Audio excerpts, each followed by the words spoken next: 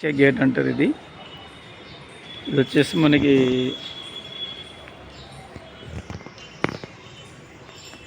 కింద మెట్లు.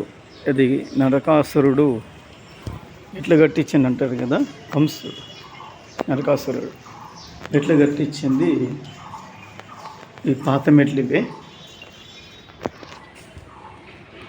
తెల్లవారేసరికి కట్టాలని ఒక షరతుతో ఈ మెట్లు కట్టించడం జరిగింది.